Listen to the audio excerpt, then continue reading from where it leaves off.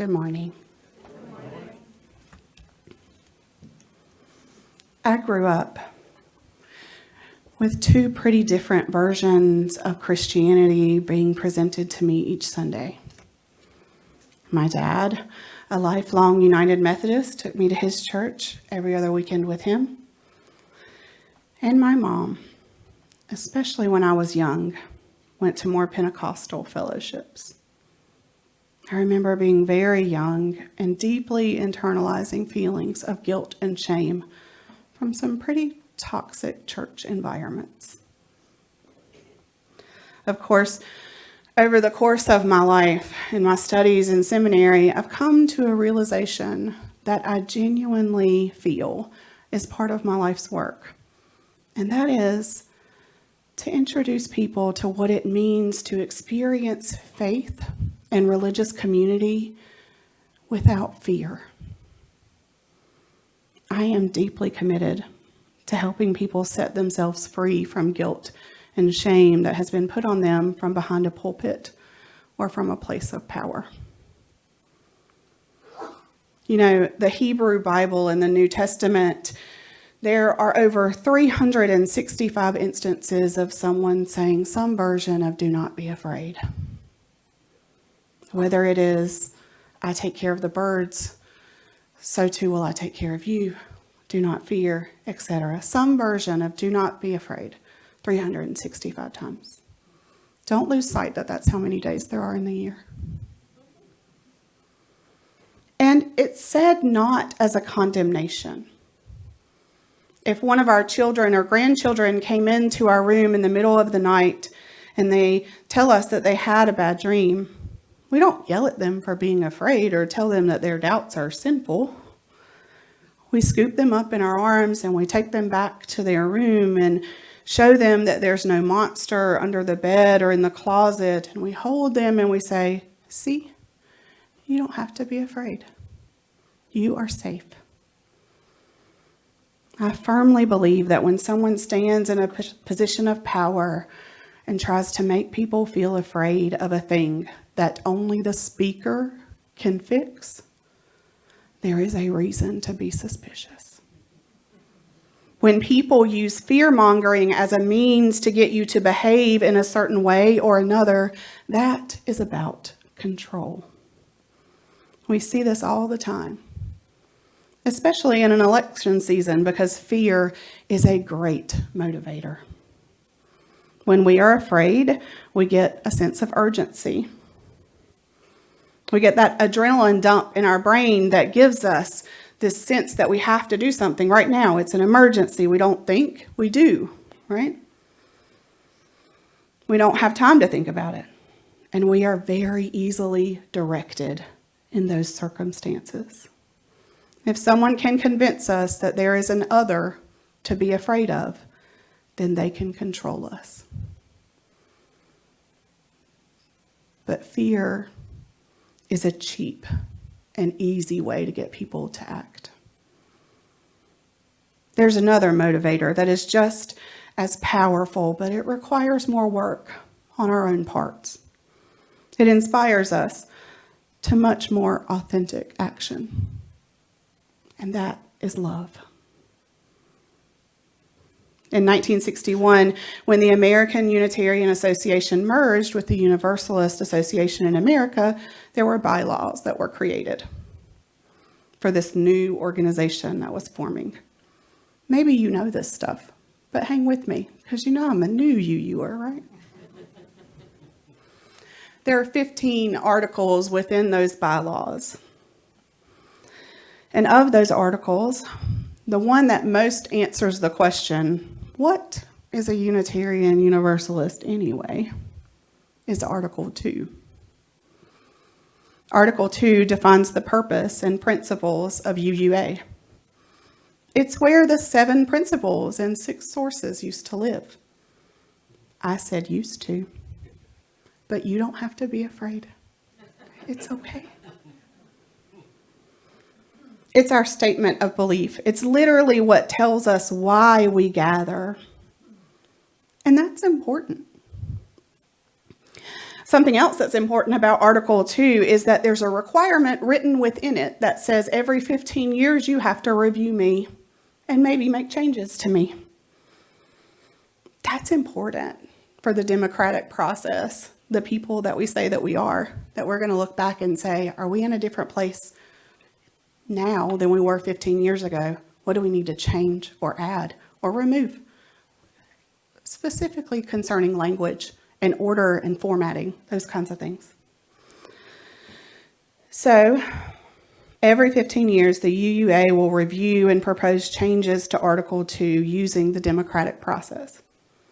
I think you can guess that this is important. In 2009, we didn't have video doorbells on our homes. We didn't have Netflix streaming services on our TVs. Alexa wasn't born yet. My kids didn't even exist. A lot of changes happen over 15 years. And so it's a good idea to revisit things and use our democratic processes to redefine our priorities in light of the very changing world that we live in. Unitarian Universalism is truly a living tradition. And living means changing. And still, change is hard. In fact, the changes to Article 2 that have been published now, that were published over the summer, that took years to create this time, are the most drastic changes that have happened to Article 2 in over 40 years. But we do not have to be afraid, because love is at the center. The format has changed. From the list of 7 numbered principles and 6 sources, a lot of the values are the same. And even some of the actual sentences from the 7 principles are there, just moved around a little and adding a lot of covenantal language.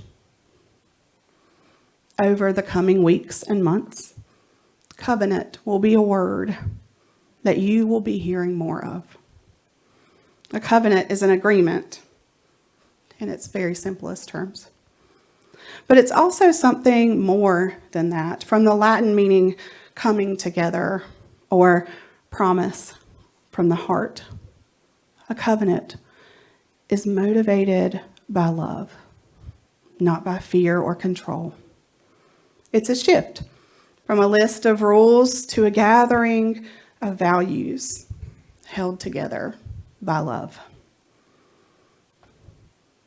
In 2006, Ziggy Marley, Bob Marley's son, one of them, released a song, "Love is My Religion."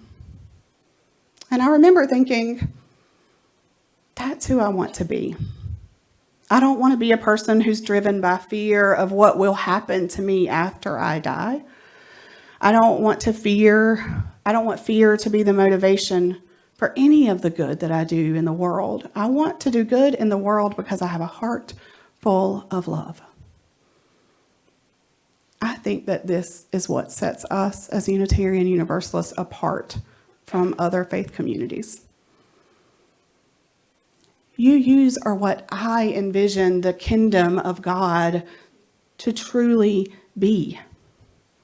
People of all different backgrounds and faiths and ages all coming together, motivated to do good in the world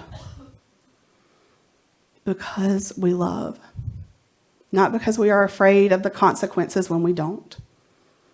All of our values, equity, interdependence, justice, generosity, pluralism, and transformation, come from a place of authentic love.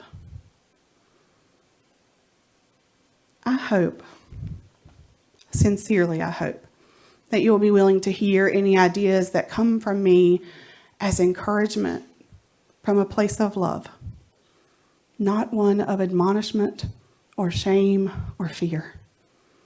I hope that if you don't know this about me already,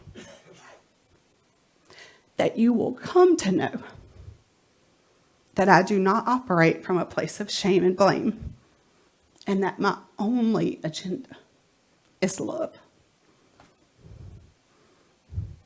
I say the things that I do, and I do the work and the job that I do because I love people. I recycle and try to reduce the waste that we produce as a family because I love the planet. My family adopts animals that have physical disabilities or would be difficult or otherwise not adoptable because we love animals. I admit when I'm wrong, and I let people over in traffic because love has to be the bottom line for me. I put boundaries around my time, sometimes poorly, and getting rest because I love myself. I drive my kids to school every morning and I sing, "This is the day, this is the day." And sometimes it's Lord. When I drop Ethan off, it's Lord. And when I drop Zev off, it's Aphrodite. I'll change it to whoever they want it to be, but I'm going to sing "This is the day" to them every morning. I drive my kids to school every morning and I sing "This is the day," and I pray and I do affirmations with them every single morning before they get out of the car to go into school because I love them.